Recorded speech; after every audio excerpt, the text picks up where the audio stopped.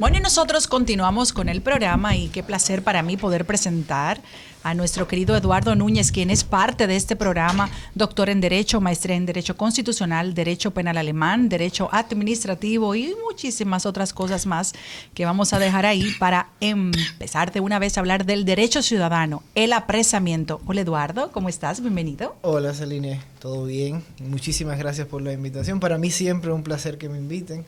Les he dicho que es un buen programa, mucho ánimo, mucho ritmo también. Gracias. Y nada, encantado. A ritmo de tambora. Bueno, el tema que tenemos pautado para conversar en el día de hoy es el apresamiento. Nos encantaría comenzar primero con una definición, vamos a decir que tal vez un poquito técnica, no tanto, para que la gente pueda entender claramente de qué es el apresamiento. Mira, el definido técnicamente, jurídicamente, como lo hacen las normas legales, el apresamiento se trata de una medida de coerción personal. Es decir, como la prisión preventiva, que sería la más grave de todas, claro. El apresamiento o el arresto, que es el nombre que conoce el código, es una medida que va dirigida a limitar la libertad personal de la persona, sobre todo la libertad de movimiento. Una pregunta, Eduardo, qué bueno que hace esa diferencia, porque también se establece el concepto de detención. Sí. La detención es un concepto lato, común. La detención puede ser inclusive un delito contra la libertad de movimiento, o la simple detención también puede ser cuando un policía te detiene en la calle y te pide los documentos. El mismo verbo lo dice. Sí. Bien, gracias. También habría que decir sobre el apresamiento, arresto, como lo conoce nuestro código, nuestra norma.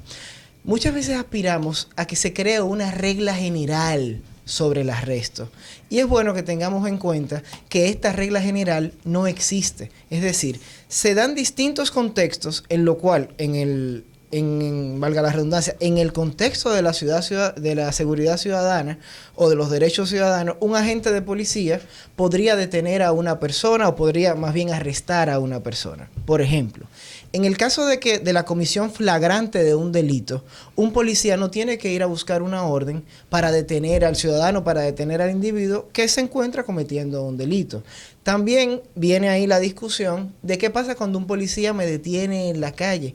¿Puede el policía detenerme? ¿Podría arrestarme? ¿Cuáles son mis derechos? ¿Qué debo yo de hacer? En ese contexto hay que tener claro lo siguiente. El policía puede detener al ciudadano, el policía puede pedirle los documentos del vehículo y sus documentos para conducir, y si existe una sospecha, y esto es importante, al juicio del policía, el policía también puede revisar el vehículo. O sea, la norma lo contempla de esa manera, pero no solamente en la República Dominicana. Cualquier ley de circulación, de tráfico viario, de movilidad o de transporte contiene la misma norma. Eduardo, una de las preguntas que quería él, cuando hablábamos del tema del apresamiento, inmediatamente yo me fui a la parte de medida de coerción. O sea, yo entendía, hay un protocolo para cuando van a detenerte a tu casa, hay un protocolo cuando te detienen a ti por algún delito que hayas hecho, que se tiene que cumplir. Sí, claro, hay un protocolo en el momento claro. ¿Te estás refiriendo al contexto de los allanamientos o de las medidas que ejecuta la Procuraduría General de la República y no un policía? No un policía. Vamos a suponer que el Ministerio Público. Un protocolo per se, ajá, si existiera, sería un protocolo interno del Ministerio Público. Lo que sí existe es un conjunto, un conglomerado de derechos que son conocidos y que el Ministerio Público debe de cumplir al momento de realizar un arresto. ¿Como cuál? Explicar las razones por las que hace el arresto. Como cuál, proteger la imagen y la intimidad de la persona que está arrestando. Como informarle también el oficial actuante por qué lo arresta, cuáles son los hechos específicos y sobre todo cuenta con la obligación de que se le presente al Ministerio Público, es decir, que se ponga a disposición del Ministerio Público la persona en un plazo de 48 horas. Naturalmente, cuando es un allanamiento, cuando se da el arresto en ocasión de un allanamiento, lo normal es que el Ministerio Público sea quien coordine este allanamiento, con lo cual ya desde que uno está arrestado, el Ministerio Público lo asume, la persona se va a encontrar para traerlo a un término cercano, en el Palacio de Justicia de Ciudad Nueva, desde el momento de su arresto en manos del Ministerio Público, que tendría 48 horas para solicitarle una medida de coerción. En el caso de las personas, si se viola algún protocolo al momento de tu arresto, ¿esto puede jugar a favor tuyo en la medida de coerción? Sí, claro que sí. No solamente en la medida de coerción, inclusive hasta en la fase de investigación o en todo el proceso. Por una razón muy sencilla. La acción que pediría el abogado sería la nulidad o de esa acta de arresto o la nulidad de la investigación, la nulidad de las actuaciones que no se hicieron conforme al Código Procesal Penal. O sea, es totalmente válido. Derechos, claro.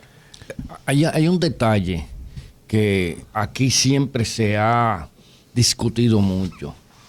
Yo tengo entendido que en los protocolos policiales, tan pronto una unidad de la policía puede estar acompañada del Ministerio Público o no, arresta a una persona y lo va a conducir, esa persona queda bajo la estricta responsabilidad, sobre todo su integridad física, de la institución que está procediendo a hacer el arresto. Y es de esa forma. Y es de esa manera. Y tiene que garantizar que ese señor llegue hasta su destino en condiciones óptimas, tales y cuales. Íntegro, con ningún derecho violado, so pena de que se pida la nulidad de esa actuación. De la actuación. Pero entonces ahí viene un aspecto, que lo primero que tiene que hacer esa autoridad competente es tratar de mitigar o por lo menos de erradicar cualquier posibilidad de que esa persona pueda asumir una conducta que ponga en peligro su vida. Ejemplo, tirarse de un vehículo, ponerse a pelear con los policías que van custodiándolo. Entonces, por eso la persona tiene que ser esposada. Por eso y por otras cuestiones. Claro. Choca. Cuando a alguien le dicen, tenemos que esposarlo por su seguridad. Por su seguridad. Pero en parte ese es uno de los motivos. Cierto. Limitar la libertad de movimiento, los movimientos corporales, para que naturalmente la persona no agreda a otro agente, no intente escaparse. O sea, es una medida de seguridad que naturalmente, en las condiciones que la Constitución y el Código habilitan, es válida, pero es una medida de seguridad necesaria. Durante cualquier arresto. No solo en República Dominicana. Ya con lo globalizado que está el mundo y con las cosas que vemos que esposar al detenido es casi sine qua non a la medida de arresto. Eduardo, durante mucho tiempo he denunciado la realidad que viven muchos barrios de la ciudad capital, por ejemplo Capotillo, Los Guandules, Gualey, donde la Policía Nacional y la Dirección de Microtráfico de la policía hacen operativos ilegales, donde, como dice la famosa frase, súbanlo, indiscriminadamente arrestan a personas sin encontrarle ningún tipo de posesión y sin ninguna información ni en compañía del Ministerio Público. Y yo quisiera que tú le digas a esta audiencia, que mucha de ella nos escucha desde esos barrios a los que quiero mucho, ¿qué debe hacer una persona que entienda que se le ha arrestado de forma ilegal y acusándolo muchas veces de microtráfico o de tráfico de drogas? Mira, en cuanto a la decisión personal de qué debe hacer una persona, mi recomendación es, lo primero es no enfrentar al policía. O sea, no enfrentar a la autoridad. En la medida de lo posible, tratar de que hayan testigos y grabar. Esto lo digo fuera del tema jurídico. En la medida de lo posible, intentar que hayan testigos y grabar. ¿Por qué? Porque las consecuencias que una persona puede derivar de una actuación arbitraria, discrecional, contraria a la ley, no se derivan en ese momento, sino posteriormente. ¿Como cuáles? Se puede leer el Código Procesal Penal como si dijera que el policía cuenta con el poder de arrestarte 48 horas sin ninguna justificación, lo cual es falso. Pero ¿qué pasa? Si un policía te quiere hacer la vida imposible en un barrio, te arresta hoy lunes por nada y te suelta mañana. El próximo martes vuelve y te arresta por nada, sin motivo alguno, y te suelta en 48 horas. ¿Qué pasa? Ese tipo de acciones son abusos policiales. Claro. Y a esos abusos policiales se puede reaccionar en la República Dominicana con una demanda en contra de la gente y la policía, solicitando una medida disciplinaria al Ministerio de Interior y Policía.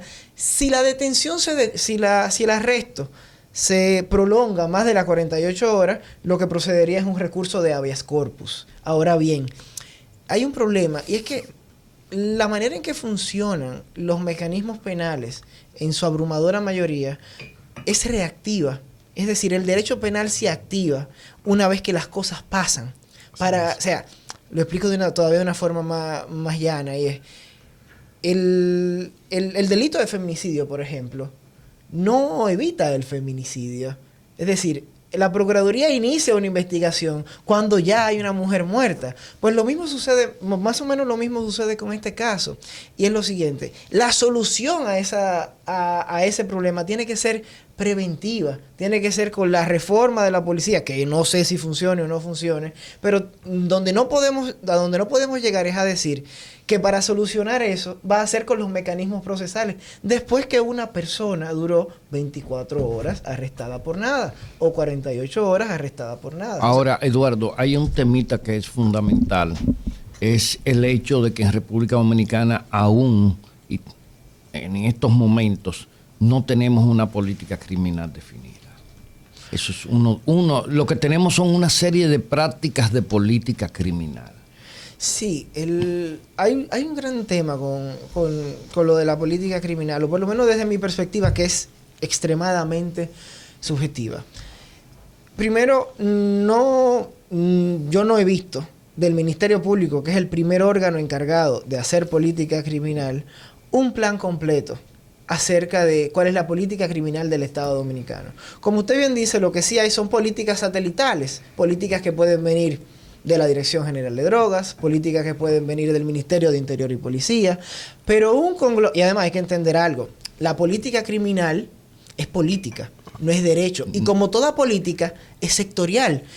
Dicho en términos llanos. Bueno, porque, escúchame, Eduardo, la política es intervención. Exactamente. Pero ahí es que viene el tema. A eso voy. Digo que como toda política es sectorial. Y lo que quería decir era que un Estado no evita o no enfrenta el narcotráfico de la misma forma que enfrenta, por ejemplo, los feminicidios. Entonces, ahí para mí reside la importancia de que desde un órgano centralizado, el Ministerio Público, que está llamado a hacerlo, exista una dirección para todo esto y exista una coordinación con los demás órganos que intervienen. Pero al sol de hoy, puedo estar equivocado, yo nunca he visto un plan de política general del Estado Dominicano, política criminal general del Estado Dominicano. Bueno, yo tengo años haciendo una serie de sugerencias, tanto en lo que es la parte preventiva y lo que es la política criminal, porque para mí la política criminal no es tan solo un instrumento de intervención, sino un instrumento de generar insumos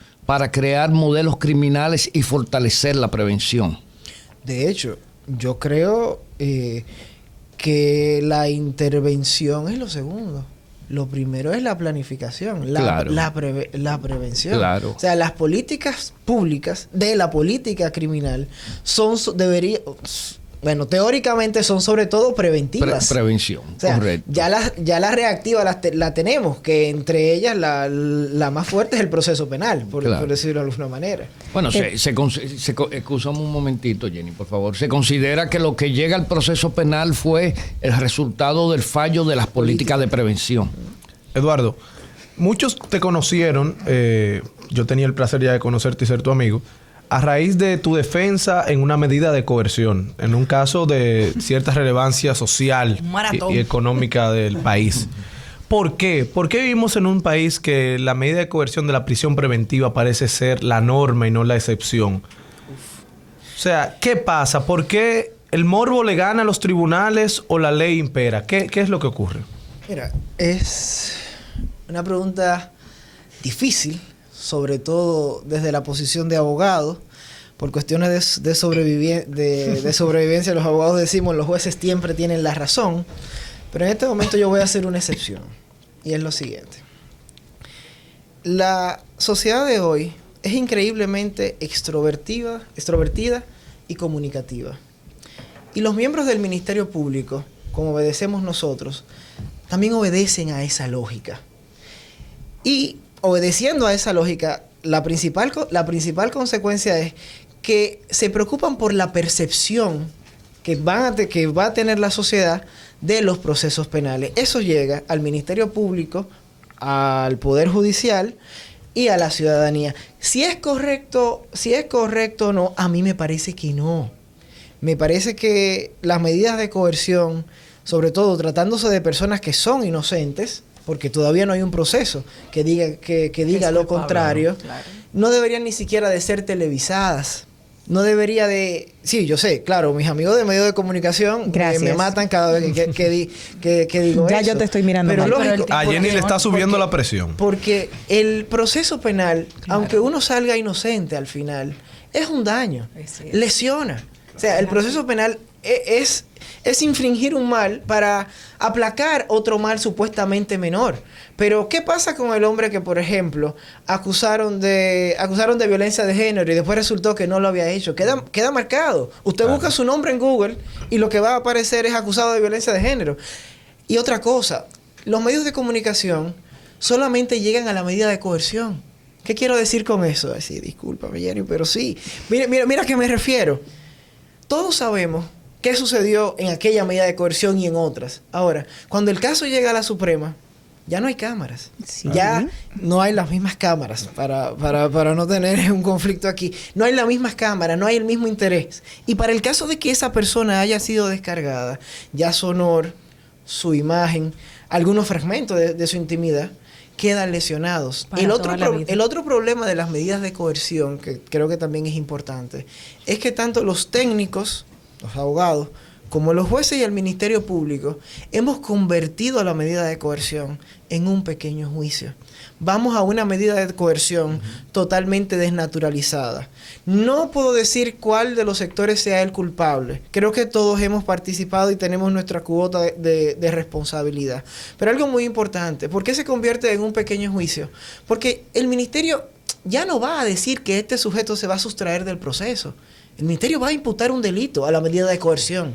Y mientras el Ministerio Público hace esto, no se le puede pedir razonablemente a los abogados que participen en una medida de coerción simplemente diciendo, mire magistrado, él no se va a ir del país, estos son los presupuestos. Eso no pasa. Cuando el Ministerio Público deposita una solicitud de medida de coerción que tiene 300 páginas y una cantidad ingente de pruebas, y no se basa en si el sujeto se va a quedar en el país o se va a sustraer en el proceso, sino que se basa en decir, fulano hizo tal cosa, estas son las pruebas, la convirtieron en un pequeño juicio. Y naturalmente eso ayuda a lo de Mario Vargas Llosa a crear la sociedad del espectáculo, que es lo que ha pasado. Que sea del todo incorrecto, no lo sé. Honestamente, que no lo sé. Yo soy una persona introvertida, creo en las garantías, puedo poner el ejemplo suizo en donde este tipo de situaciones no se dan. Pero también puedo poner otros ejemplos en donde sí se dan y también son estados de derecho. Ahora, en nuestro país se basa en la medida de coerción en una hipocresía sistemática.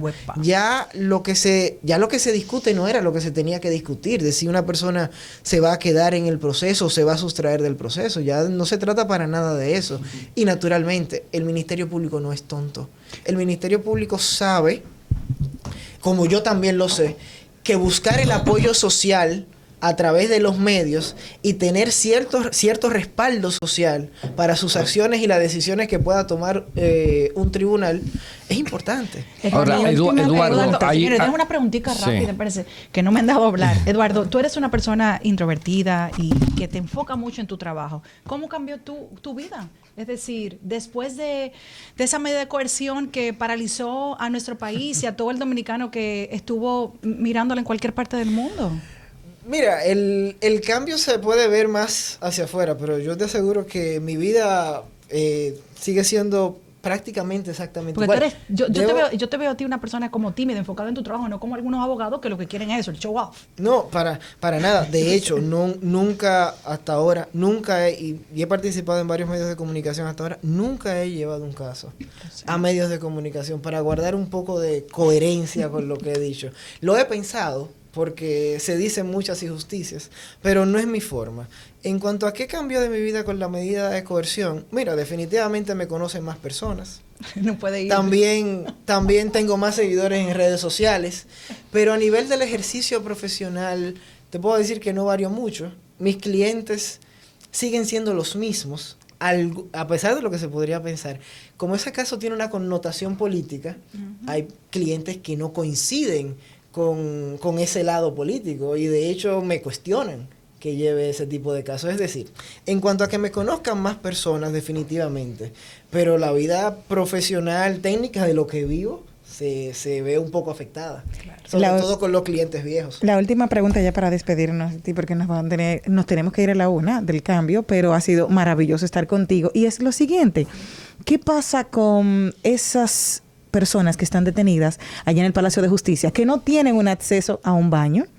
Para que la gente sepa, antes de una medida de coerción, no los dejan bañarse, suben a estrado así. Y es lo que vamos arrastrando. ¿Quién nos puede dar una salida a esas personas? Que yo he visto que tienen que poner café. Se sale un poco del tema, pero también es una realidad que tú como abogado tienes que ver y has tenido que vivir. Se le echa café a las personas debajo de donde se sientan para que no suba el olor del mal olor que tienen, porque muchas veces no dejan que se aseen para estar en estrado. Eso lo viven millones de nuestras salas de audiencias. Entonces, ¿quién tiene la respuesta de la dignidad de ese detenido? La Procuraduría General de la República.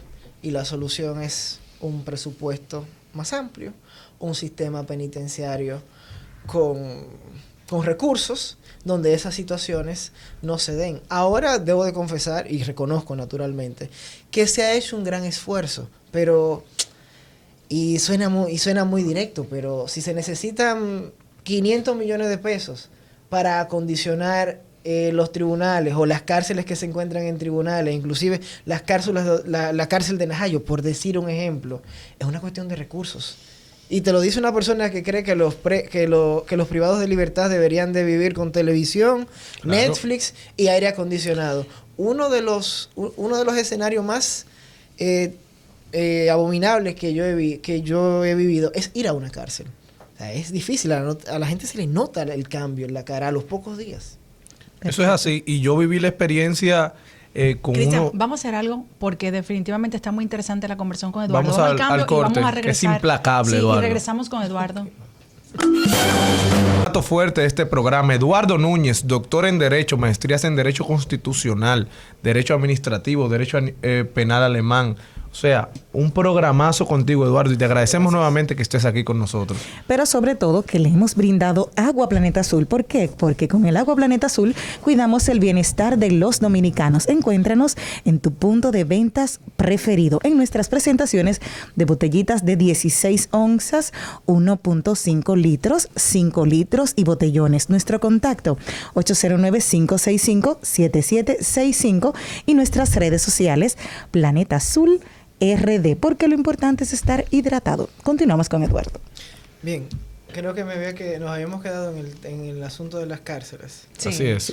Nada, para finalizar con ese tema, te reitero mi respuesta, Jenny, es que se trata de un asunto de recursos y tienes toda la razón. Afecta la dignidad humana. En las condiciones que se encuentra tanto el Palacio de Justicia de Ciudad Nueva, que es el que conozco, tanto la cárcel de Najayo, que de hecho es el nuevo modelo, pero desde un punto de vista, desde mi perspectiva, aún no cumple con todos los requisitos, a pesar de que tiene un personal muy entrenado y muy noble. Y la Victoria, para decir algo del viejo modelo, no lo visita. Eso es uno de los anillos de la Divina Comedia. Sí, no. Te decía, Eduardo, antes del corte de la una, que me tocó vivir la experiencia de unos amigos cercanos que fueron acusados por un tema que no viene al caso. Y me tocó visitarlos en el Palacio de Justicia. Y pareciera utópico que un país que les regala 100 millones de pesos a los artistas sin hacer un trabajo, tenga a gente que todavía, y fueron declarados inocentes los amigos, tenga gente que todavía no son culpables en un estado durmiendo en el piso, 5 presos juntos en un cuarto. O sea, en un país que habla de desarrollo, que habla de una estabilidad económica, que ahora estamos en una pandemia, pero la pandemia tiene un año. Sí, de hecho, yo creo que hay tres o cuatro factores que pueden decir qué tanto ha evolucionado una sociedad. Cómo trata a sus mayores, cómo trata a sus niños y cómo trata a las personas privadas de libertad. ¿Por qué lo digo? Porque todo el mundo tiene derecho a reivindicarse en la vida y ninguno de nosotros vamos a terminar en un estado impoluto. En algún momento todos vamos a cometer algún error. Naturalmente, el periodo biológico de la vida de la mayoría de nosotros, nunca tendremos contacto con la jurisdicción penal. Probablemente aquí ninguno ha ido a un tribunal penal como acusado. Yo sí. Bueno. ¿Como acusado? 2 veces, sí. Bueno. Pero, fíjese, la minoría aquí. Pero, Sí. ¿qué digo con eso? Que en el tratamiento de los privados de libertad es que nosotros mostramos nuestro grado de civilización también, que es algo que nosotros hemos descuidado mucho, tanto en el tratamiento preventivo como en el tratamiento a aquellas personas condenadas. Bueno, pues yo creo que podemos despedir a Eduardo de ese tema. Sí, pero yo debo aclarar cómo yo fui involucrado en 2 expedientes penales. El primero fue a los 18 años en el gobierno de Balaguer. Se me acusó de poseer un arma de fuego ilegal que nunca apareció el arma, el caso más atípico, y fui descargado y luego, teniendo cerca de 30 años, estaba en un lugar, en un bar de la zona colonial, llegó una patrulla de la policía, irrumpió dentro del lugar, estábamos conversando un grupo, hasta habían abogados, y el que comandaba la patrulla, el oficial, intentó darme con la culata de su fusil y yo lo derribé, lo desarmé y lo sometí. Bueno. Entonces, claro, le di su culatazo también para que no se fuera en blanco. Y eso ya sabe lo que originó eso. Esa vez me descargaron y siendo la magistrada Miriam Germán Brito, Ministerio Público Fiscal. fue quien ejecutó mi orden de libertad porque el comandante de la policía de Ciudad Nueva, el coronel Báez Mariñez, se negaba a ponerme en libertad. Bueno, Eduardo, gracias, pero antes de despedirte, yo particularmente quiero oír tu opinión y después me imagino que la del equipo, cada quien tendrá también una, sobre una noticia que tenemos en el periódico de hoy. El orden de los apellidos será decisión de los padres en la República Dominicana, decide el Tribunal Constitucional Dominicano. Esto es por un caso que llevaba 8 años en tránsito. Me gustaría escuchar tu opinión como abogado y como ciudadano dominicano. Claro que sí. La opinión técnica primero. Te confieso que solamente he visto la decisión, no la he leído completa, me la mandaron el día de ayer. Sin embargo, conozco de dónde viene. Y viene sobre todo de esos movimientos o de esa ideología realmente de emancipación de la mujer. Es decir, que la familia tuviese que llevar el apellido del hombre, tanto los hijos como la mujer casada, se considera un trato discriminatorio.